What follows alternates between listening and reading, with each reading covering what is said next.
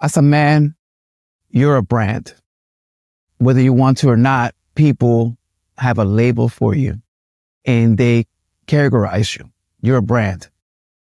And if that's the case, everything you wear is your brand. Everything you do is your brand.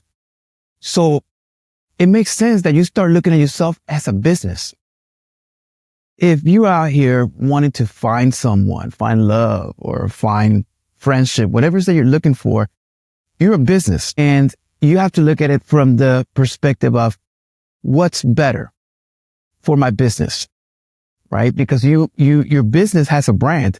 Whether you want to or not, it doesn't matter because you have it. Now that you may not be aware of what the perception is of your business doesn't mean that it doesn't exist. So people already are going to judge you no matter what. So you might as well control the narrative. And when you start looking at yourself as a business saying, okay, well, what's my inventory? What is it that I'm selling here? And if you're selling something, is that thing valuable? And is it at the right price? And a lot of time, that price is time investment, energy. And when it comes to the opposite sex, if you want them to come to your business, it has to be interesting for them. It has to be something that they need or want, because why would they patronize your business if you got nothing in there? If you go in there, it's an empty store, they're not going to go there. But now if you make that store attractive, if you make that store interesting, that's one point for you, right? But now you have to put that store in the right location as well. You can't be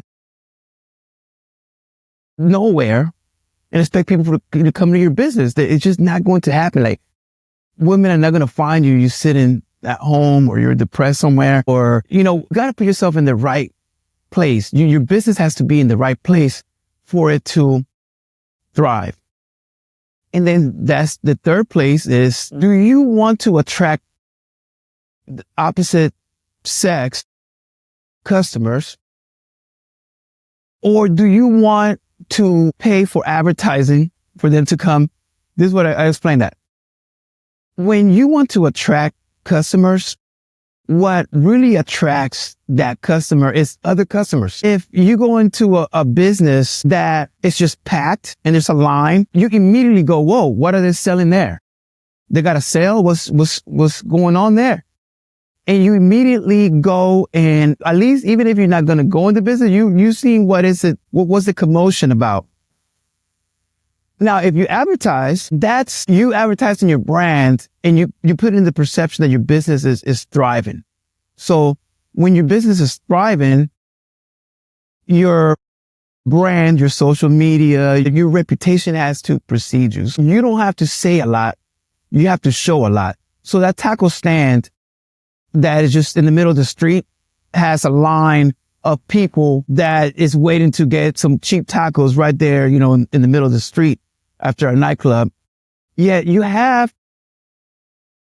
beautiful, fancy restaurants that are empty. And the more empty they are, the less people want to go eat there, because it looks beautiful and all, but why does nobody want to eat there? And everybody at the taco stand, all these greasy tacos, they look delicious. And even if they're not, you want to do what people are doing. People like to group think.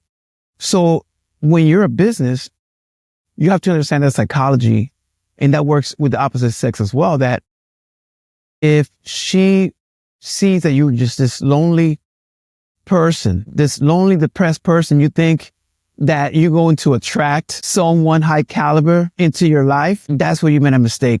That's where you're going to go out of business. That's where your store is going to be empty, because you have to put yourself in the position of her.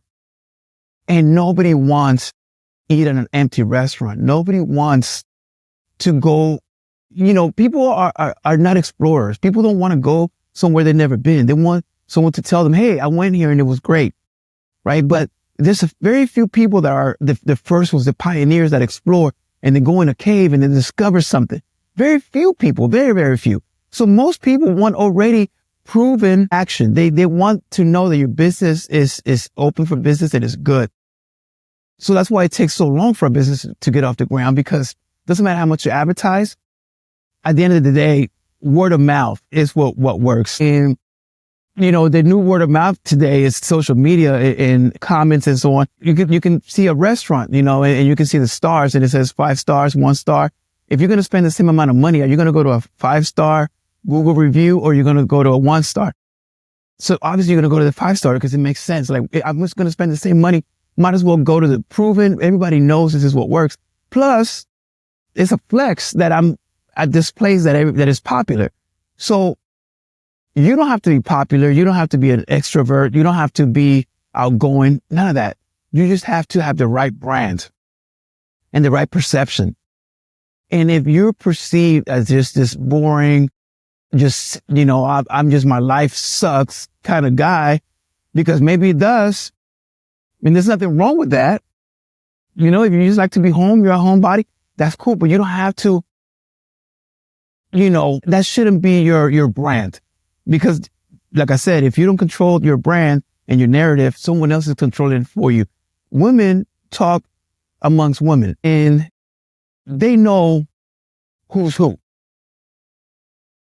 So if your reputation is XYZ and it's not working for you, you have to take control of that reputation. You don't have to change you. You just have to change that perception. Machiavelli, he said, you got to do whatever it takes. If you got to fake your own death to beat your enemies, that's what you got to do. Same thing with this. Do what you got to do to protect your brand.